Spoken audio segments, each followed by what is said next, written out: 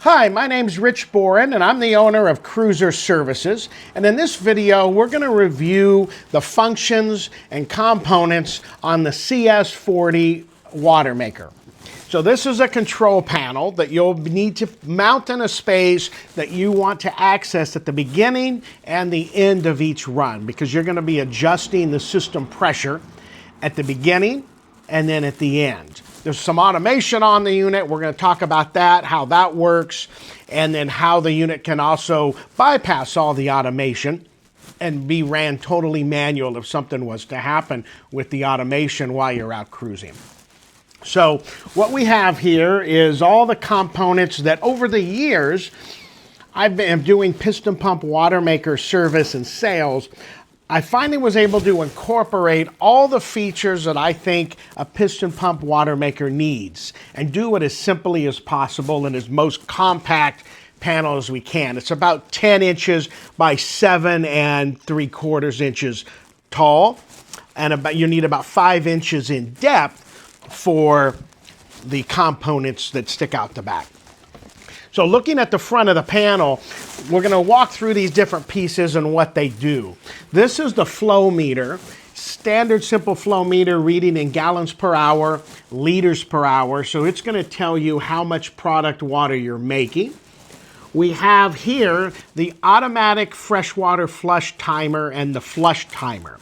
So this is going to do two functions. When you hit the flush button on the panel after each Watermaker run, it's going to flush the Watermaker for a prescribed number of minutes that you set into the timer. It's going to open a three-way valve and allow fresh water to flow from your pressurized galley system through the Watermaker out the brine discharge. Now, since all Watermakers are a little different than plumbing, this length of time of the freshwater flush is programmable by you.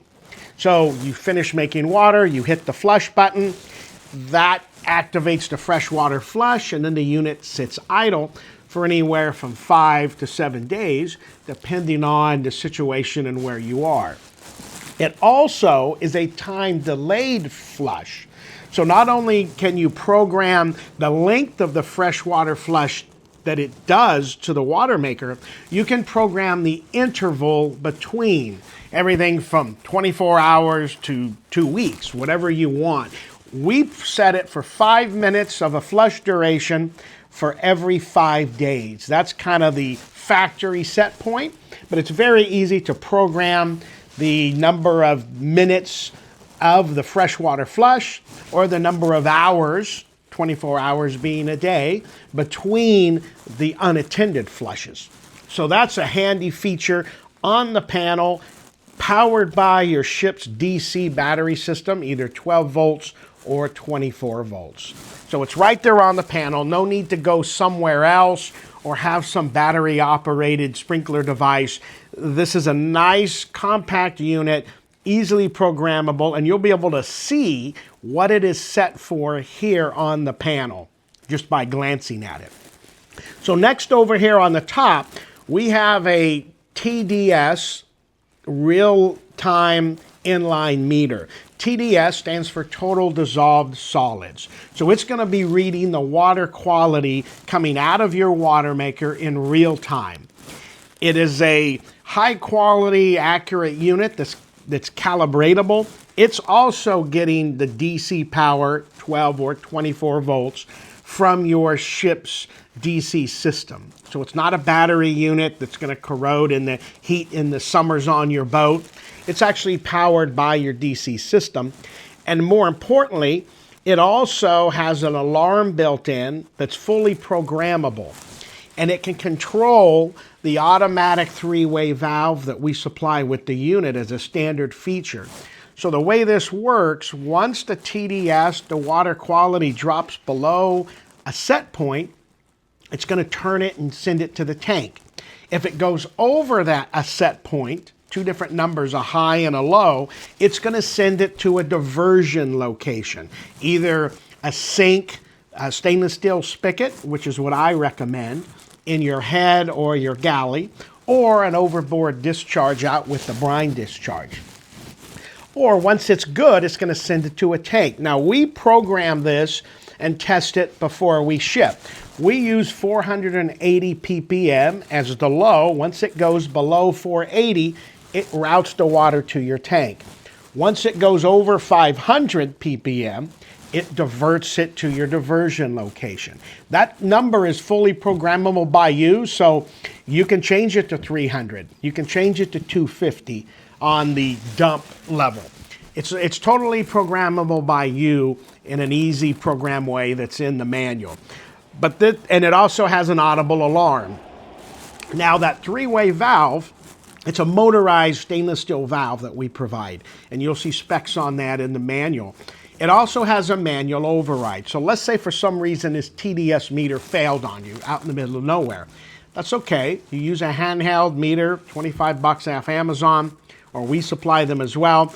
Check the water manually and then manually turn the automated three-way valve. Has a backup manual handle on it. Everything we've done has taken into account what happens if it doesn't work. You know, electronics are convenient. We all like them, especially if they're at an affordable cost, but you need a way to bypass it if something goes wrong. You don't want a failed TDS meter, TDS probe, a automated three-way valve. You don't want that failure to stop you from filling your water tank. So all good Watermaker designs, Schenker does that, we do that, takes into account the what-if middle of nowhere scenario.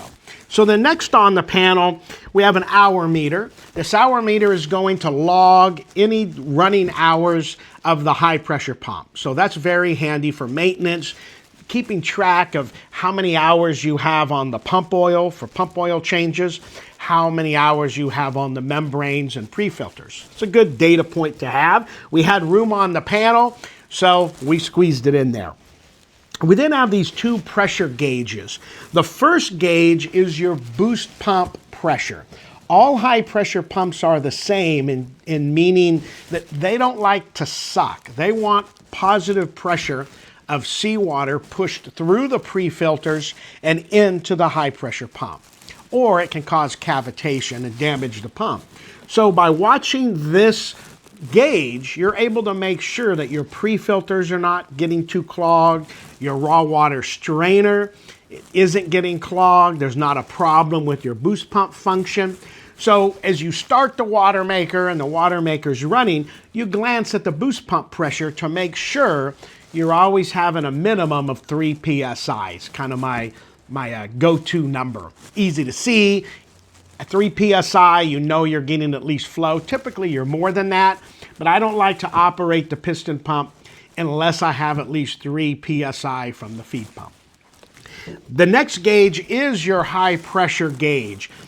Typically, you're going to run between, now this is in pure seawater, you're going to run between 800 and 900 psi. I say typically in seawater because freshwater, brackish water, you can still make water with the Watermaker. You just won't need the 800 to 900 psi to drive the rated amount of fresh water through the membrane.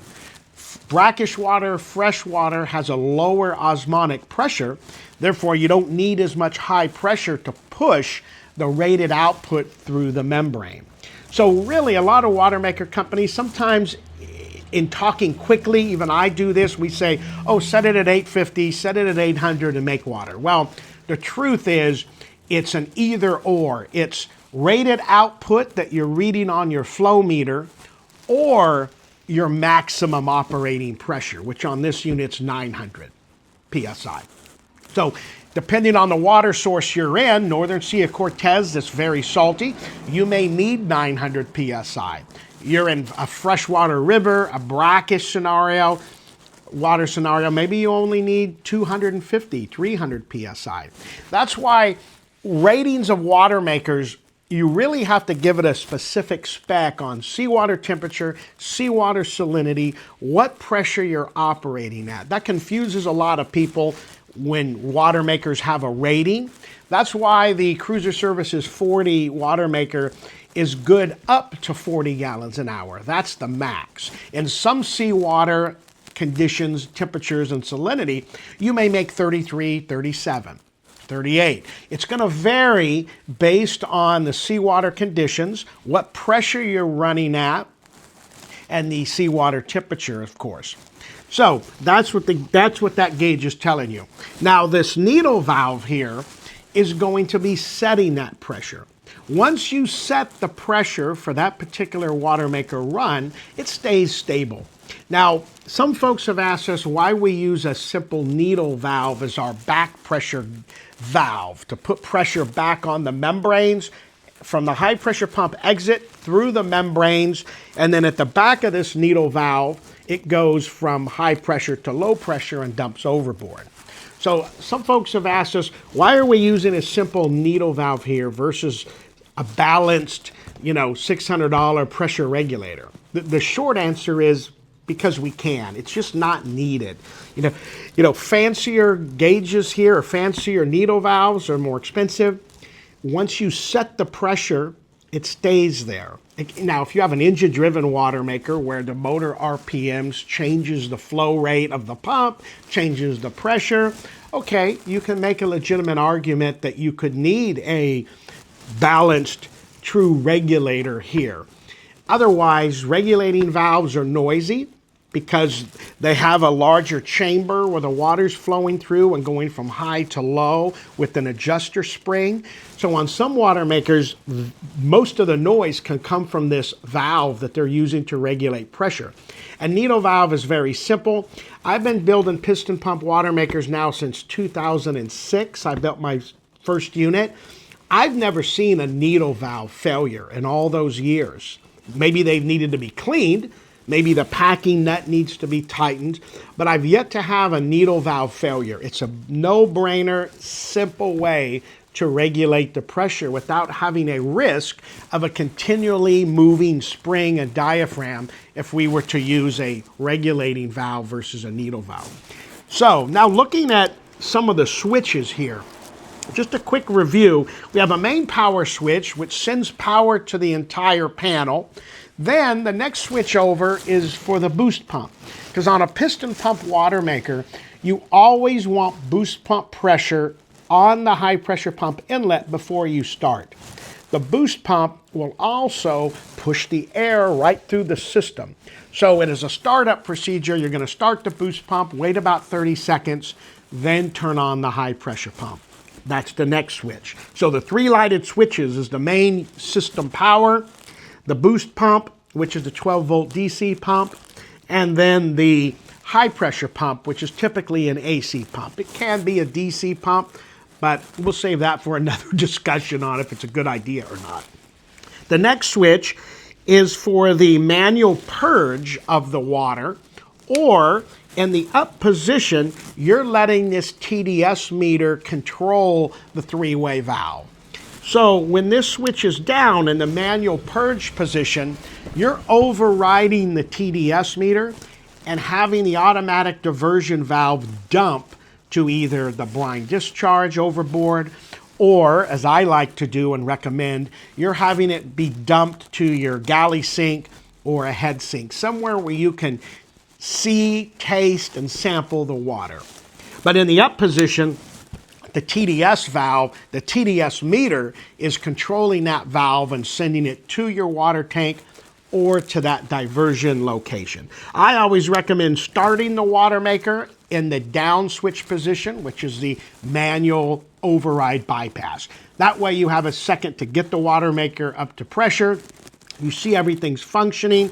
Then you switch to switch. The TDS meter takes over and controls that valve for you.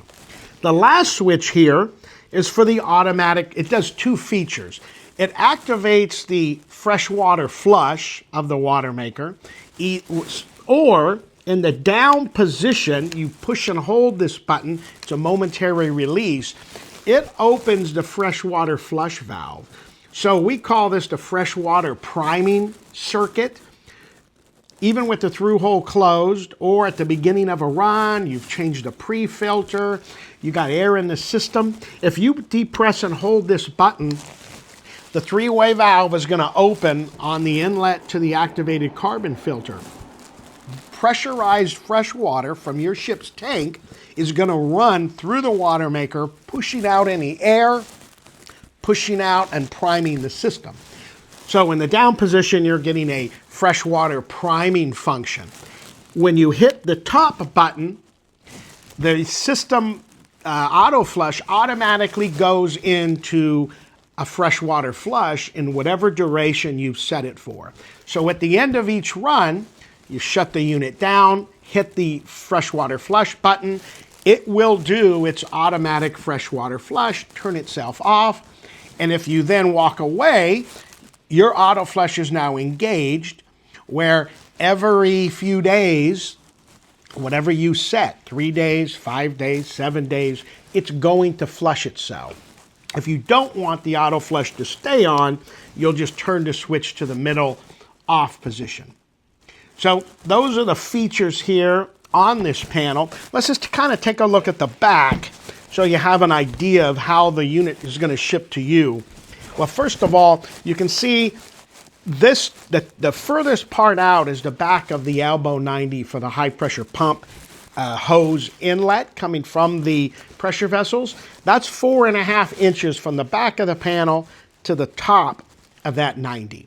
So I tell people give 5 inches to give room to access that. Everything else is inside that footprint. So looking at the way we've labeled everything, all of the different wire connections like main panel power, negative and positive, these are going to your boost pump. This is going to your high pressure pump relay. This is going to your boost pump. Everything is labeled. This is going to your automated 3-way valve, product water diversion valve from the TDS meter. So all these details will be in the manual, but we like to keep things organized, properly labeled, so after you do the install of the unit, it's going to make the electrical a little bit easier for you. Now finally, before we wrap things up here, 2 other things I want to mention. In terms of mounting this panel, of course, some people will cut a hole, and there's a cutout dimension in our manual for this, so you know what type of room you need around the edges of the panel. Some people will cut a hole and panel mount it. Great, that's how I have mine on my boat. That's how a lot of people do it. Some people don't want to cut a hole in their beautiful woodwork. Maybe this panel would work better for them. You open up a locker, and it's on standoffs, either at the, somewhere in the locker where it doesn't get hit. So you open a locker door, it's on standoffs in a locker, a lazarette. It's on standoffs in an engine compartment or some type of storage space. Another thing that folks like to do, and there'll be some information on this on our website soon, some people will want to mount this control panel on the opening door of a plastic box. That way all of the components, the electrical, the water lines, everything goes into that box from the bottom or from the side, and then this hinges open with the door. That way when you close it, everything's nice and closed for splash protection and from a little protection from the, from the elements or from what's going on in your mounting space. So that's a nice way to go too. And again, there'll be some information on that on our website. So one additional item here that I'll just point out in the back in looking at this panel. This is the actual TDS probe that's measuring the product water quality. The fresh drinking water comes from the RO membranes, plugs into the bottom of the flow meter here, exits the top of the flow meter, and then runs over to the TDS probe.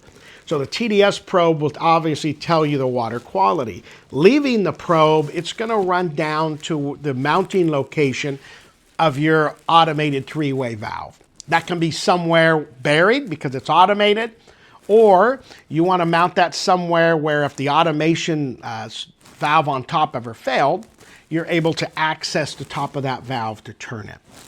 So that's the water flow. So in terms of what goes to this panel to think about for your install, you're going to have a 1/4 inch blue line of water line coming from the RO pressure vessels to the flow meter. You're going to have the fresh drinking water leaving the TDS meter heading down to wherever you mount the 3-way valve. You're going to have a high pressure hose coming from the exit of the RO membranes to the back of this panel, so you can read the pressure and control the pressure with your gauge and needle valve. You're then going to have a brine discharge line leaving here. So after let's say you're running at 800 PSI, on the outlet of the needle valve, the brine reject water, that 80% of water that doesn't go through the membrane, it's now salty or seawater, exits here and goes overboard. That's usually an above the waterline through hole. It can be tied into a head or galley sink drain, but it needs to be able to handle, a decent flow rate, because if you're making, let's say 40 gallons per hour, you're going to actually be processing about 2 times to 3 times that amount of water out the brine. So the other fitting here that plugs in, a 1/4-inch hose, goes from the back of the boost pump pressure gauge down to the inlet to the high pressure pump. That's going to tell you that boost pump pressure going right into the pump. So those are all the water connections here. The power connections are pretty simple. They're all labeled. We made the unit as compact as we could. Doing this for as long as I have, I've always had some things I wanted to put on a panel, but for various reasons, I just wasn't able to pull it off at the time. After designing and redesigning several times this panel, we've shrunk it down to minimal dimensions to be able to fit what I believe is all the things you need and want on a piston pump Watermaker control panel. So there'll be other videos covering the other components of the CS-40 Watermaker. This is the control panel. If you have any questions at all, you can just email me at rich@cruiserservices.com. Ask me to email you over a copy of the manual, or you can look at some of the flow schematics on our website. Either way, we'll be happy to help. So enjoy your Watermaker and have a good time out there on the water.